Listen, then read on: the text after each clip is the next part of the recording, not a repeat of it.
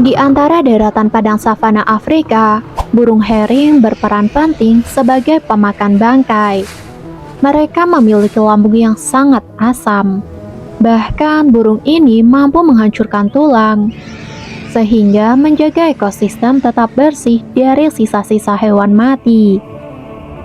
Savana juga dipenuhi predator besar dengan keunggulannya masing-masing. Singa mengandalkan kerjasama kelompok untuk menjatuhkan mangsa besar.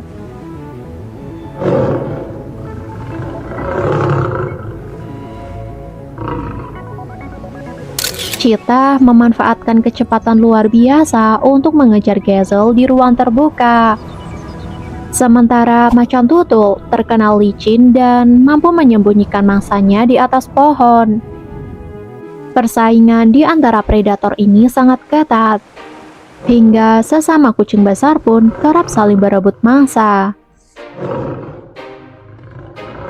Namun, di tengah hiruk-pikuk itu, ada satu sosok lain yang mencuri perhatian. Ini adalah hyena. Mereka memiliki tawa khas yang sangat nyaring dan selalu hadir sebagai pengingat bahwa di padang savana perebutan makanan adalah panggung utama yang tidak pernah usai.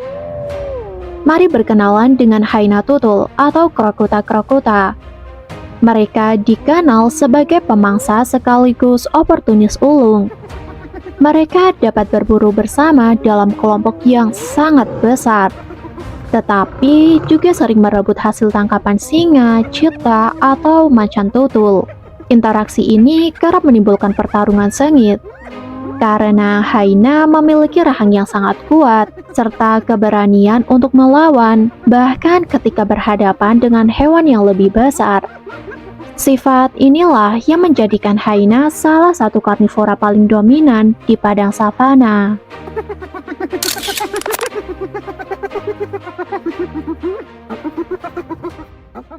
Dalam banyak budaya, khususnya di Afrika, hyena sering dipandang sebagai makhluk yang aneh dan menimbulkan rasa takut sekaligus jijik. Tawa khas mereka yang terdengar menyeramkan membuat hewan ini kerap diasosiasikan dengan kegelapan, sihir, dan kesialan. Reputasi mereka di mata manusia dimanapun berada umumnya negatif. Mereka sering dianggap jelek, pengecut, dan rakus. Kawan jahat yang membantu Scar dalam membunuh Mufasa, sekutu licik yang bersembunyi dalam bayangan, dan menunggu kesempatan untuk mencuri mangsa hewan yang lebih mulia. Padahal, persepsi ini tidak sepenuhnya benar, dan justru mengaburkan keunikan biologis hyena. Secara ilmiah, hyena adalah mamalia karnivora yang masuk dalam ordo Carnivora, lebih tepatnya ke dalam subordo Feliformia, sehingga secara kekerabatan lebih dekat dengan kucing dibandingkan dengan anjing, meskipun tampilan fisik mereka lebih dominan seperti anjing. Hyena dikelompokkan dalam famili Hyenidae, yang terdiri atas 4 spesies, yaitu hyena tutul, hyena belang, hyena coklat, dan aardwolf. Masing-masing spesies memiliki ciri ekologi, perilaku, dan persebaran habitat yang berbeda. Dari keempat spesies ini, hyena tutul menempati posisi sebagai predator terbesar dengan populasi terbanyak di benua Afrika. Diperkirakan berkisar antara 27.000 hingga 47.000 ekor di habitat alami. Spesies ini mampu beradaptasi di beragam lingkungan, mulai dari kawasan berhutan dan lahan basah, hingga pegunungan dan gurun kering. Suara cekikikan hyena sering bikin orang merinding, ditambah lagi dengan rahang super kuat, tubuh yang agak miring, dan gerakan gesit yang bikin mereka kelihatan serem. Padahal, hyena itu ternyata jauh lebih kompleks daripada sekedar hewan yang menakutkan. Mereka sebenarnya punya otak encer dan jago banget berburu, apalagi kalau sudah main tim. Satu klan hyena itu isinya bisa dari segelintir ekor atau sampai lebih dari 100. Bayangin aja, jumlah segitu bahkan bisa mengalahkan kawanan serigala, kelompok singa, atau bahkan potpaus orca. Ya, meski hidup berkelompok, Klan hyena itu bukan cuma sekedar sekumpulan hewan yang kebetulan tinggal bareng. Struktur sosial mereka rumit banget, bahkan jauh lebih unik dibandingkan karnivora lain.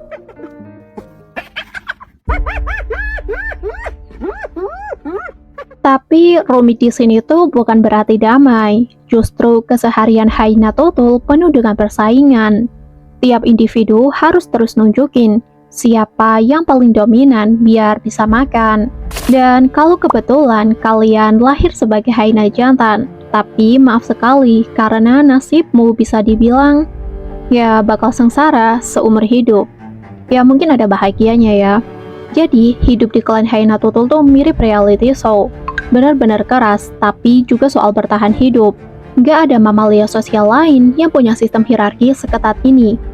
Dan siapa yang ada di puncak? Tentu betina. Sebenarnya sistem matrilineal ini banyak kok di hewan, tapi di hyena itu benar-benar ketat. Jadi betina hyena adalah bos besar. Tubuhnya lebih besar sekitar 20 kg dari jantan, lebih kuat dan jauh lebih agresif. Di dalam klan ada satu betina alfa yang jadi pemimpin. Anak-anaknya otomatis dapat posisi pas di bawah sang ibu. Artinya, ya mereka punya kedudukan sosial yang tinggi. Biasanya, anak yang berjenis kelamin betina akan tetap tinggal di dalam klan seumur hidup, membangun jaringan kuat dengan saudara dan induknya. Dari sinilah terbentuk kelompok matrilineal yang bisa gabung sama kelompok lain. Hal ini membuat klan menjadi super besar. Sedangkan nasib jantan, ibaratnya sih kayak naik roller coaster. Waktu kecil, mereka masih bisa numpang privilege dari ibunya. Tapi begitu umur 2-3 tahun, mereka harus keluar dari klan dan cari rumah baru. Hal ini dilakukan biar mereka itu nggak kawin sesama saudaranya. Nah, begitu masuk ke klan lain, statusnya tuh langsung anjlok ke yang paling bawah. Hidup di pinggiran, sering nggak kebagian makan, badan penuh luka, gigi cepet aus, dan umur rata-rata mereka itu cuma setengah dari betina. Hyena itu beda sama mamalia lain, di mana pejantan pendatang bisa nantang pejantan dominan buat naik status. Hyena jantan malah harus siap menerima kenyataan pahit. Begitu coba gabung ke klan baru, mereka sering diperlakukan kasar dulu sebelum akhirnya dibolehin masuk. Tapi setelah diterima pun, posisi mereka otomatis paling rendah. Hierarki ini tuh super ketat.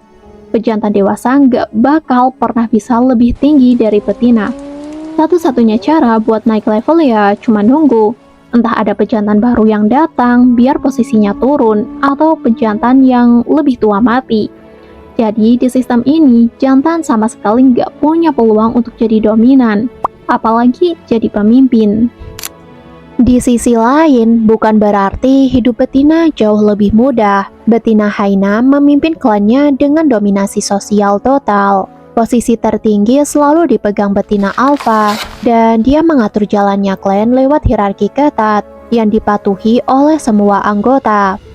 Ia akan menunjukkan kepemimpinan dengan kontrol penuh atas makanan.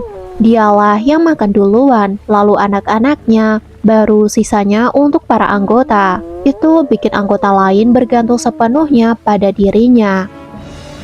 Kekuasaannya juga dijaga lewat aliansi dengan betina lain.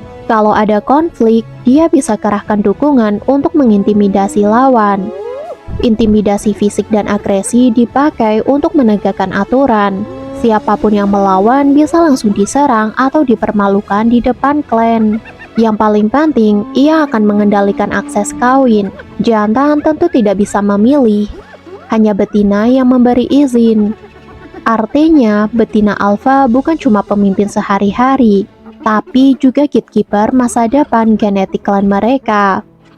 Betina hyena tutul sangat selektif dalam memilih pasangan, dan prosesnya jauh lebih kompleks daripada sekedar boleh atau tidak. Mereka cenderung lebih suka jantan dari pendatang baru ketimbang jantan lama dalam klan sendiri, karena itu akan memperkaya variasi genetik dan mencegah perkawinan sedarah.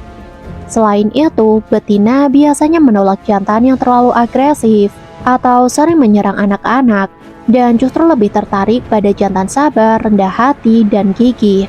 Ada kasus jantan harus menunggu bertahun-tahun hingga akhirnya dipercaya untuk kawin. Jantan dengan strategi merendah dan menunjukkan kesetiaan sering mendapat peluang lebih besar dibandingkan dengan jantan yang cuma mengandalkan kekuatan. Dengan kata lain, betina bukan hanya pengendali mutlak atas kawin, tetapi juga kurator genetik yang menyeleksi sifat-sifat tertentu agar diwariskan ke generasi berikutnya.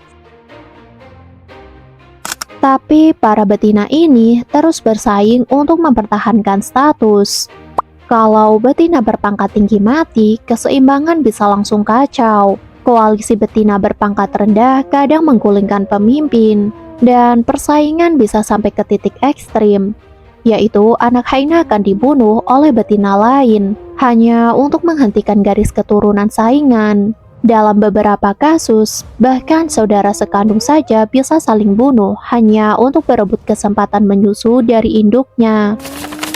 Pada hyena tutul, kasus infanticide atau pembunuhan anak dan sibling rivalry, yaitu persaingan antar saudara, sudah lama jadi bahan riset serius.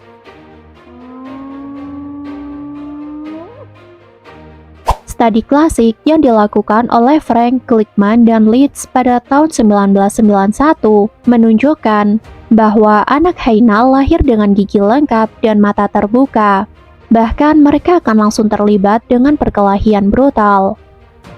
Dalam liter yang terdiri dari dua anak sejenis kelamin, perkelahian ini sering berakhir dengan kematian salah satu saudara, fenomena yang sering disebut sebagai fatal neonatal sibling aggression. Namun, penelitian lanjutan, misalnya dari Close et al., menunjukkan kalau tidak semua perkelahian akan berakibat fatal. Kadang, agresi ini lebih ke strategi untuk mengatur dominasi dan membatasi akses saudara terhadap sumber daya, seperti susu dari induk hyena. Jadi, agresi antar saudara bisa bersifat fakultatif atau bergantung kondisi, ketimbang obligat, yaitu pasti fatal. Selain itu, infanticide oleh induk betina dewasa juga tercatat luas. Analisis data 30 tahun yang dilakukan oleh Brown, Holcomb, dan Strauss pada tahun 2021 menunjukkan bahwa infanticide menyumbang sekitar 24% kematian dari anak hyena. Statistiknya sangat pahit. Separuh dari anak hyena tidak pernah bertahan sampai dewasa. Hal ini menjadikannya salah satu penyebab utama mortalitas juvenil, yaitu tingkat kematian pada individu yang masih sangat muda, biasanya sebelum mencapai usia reproduksi atau dewasa. Hal ini terkait kompetisi sosial antara garis keturunan betina. Temuan ini juga diperkuat oleh Is et al. Pada tahun 2022, yang menjelaskan kalau infanticide juga memicu konflik seksual, karena membunuh anak berarti merugikan investasi dari reproduksi pejantan tertentu. Dari sisi sumber daya, Hoover et al. Menemukan bahwa saudara yang dominan biasanya pakai agresi untuk mengamankan lebih banyak susu dari induk. Tapi menariknya, saudara yang lebih lemah tidak selalu kalah. Ketika sangat lapar, mereka bisa lebih agresif dan berhasil meningkatkan porsi susunya. Jadi, dominasi bukan kontrol mutlak. Keseluruhan penelitian ini menunjukkan bahwa kehidupan awal hyena tutul itu sangat keras. Dari lahir, mereka sudah dipaksa bersaing lewat perkelahian yang bisa berujung mati. Baik saudara sekandung maupun induk betina dewasa, mereka bisa jadi ancaman utama.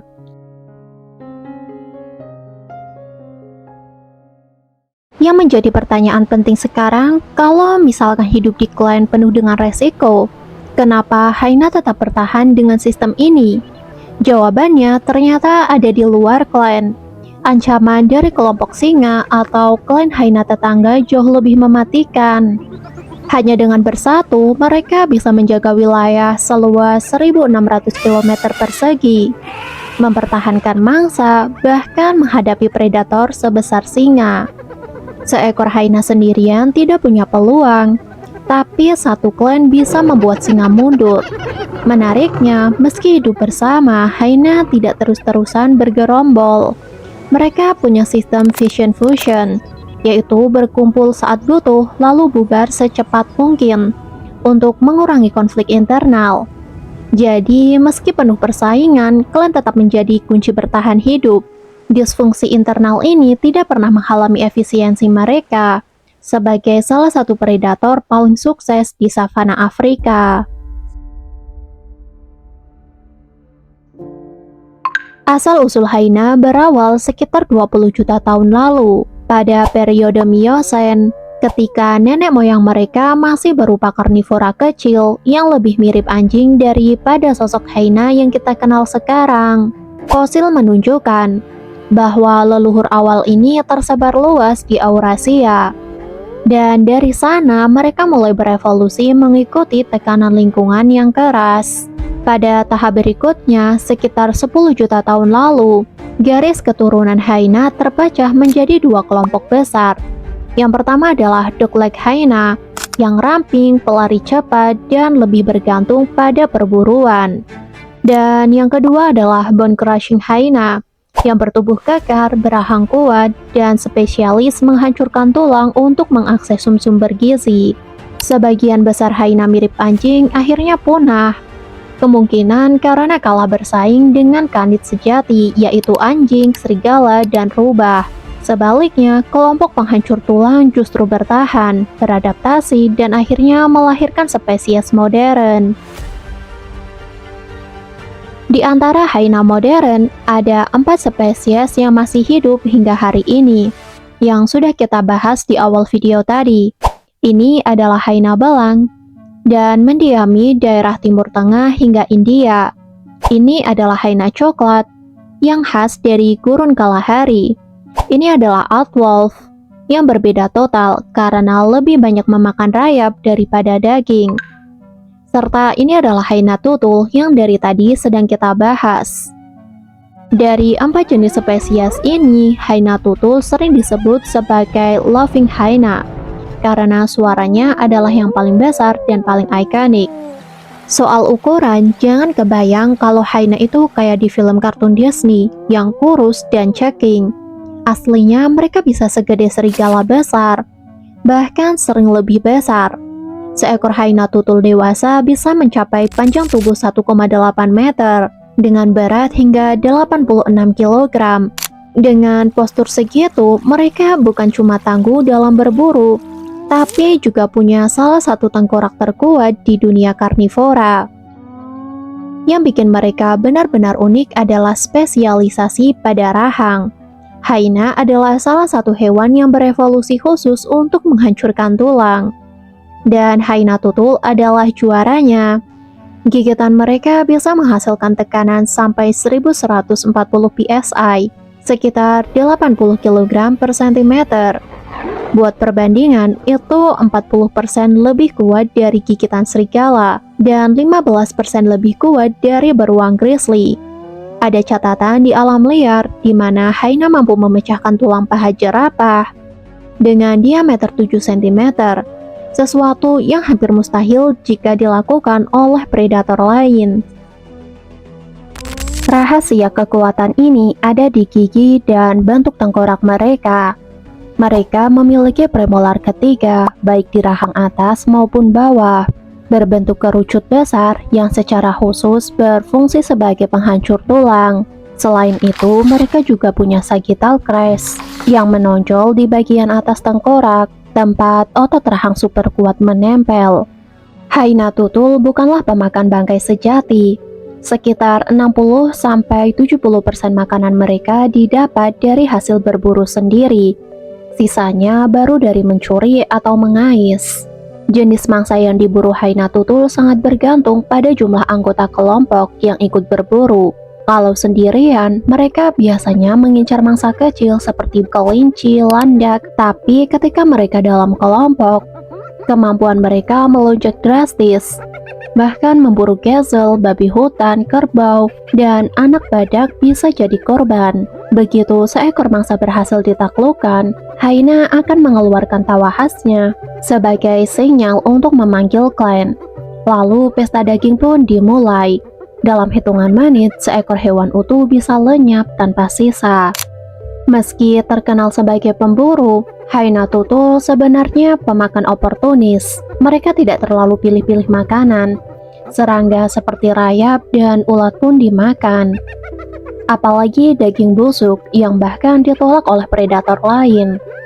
Keunggulan besar mereka ada pada sistem pencernaan yang sangat ekstrim. Hyena bisa melahap bangkai yang terinfeksi antraks tanpa jatuh sakit, dan tahan terhadap penyakit mematikan seperti rabies serta distemper yang berbahaya bagi singa maupun anjing liar. Rahasianya ada di perut mereka. Hyena memiliki pH lambung kurang dari 2, jauh lebih asam daripada hewan herbivora lain yang memiliki pH sekitar 4-6, atau bahkan karnivora lain yang memiliki pH antara 3-6. Asam klorida yang super kuat ini langsung membunuh sebagian besar bakteri sebelum sempat menimbulkan masalah.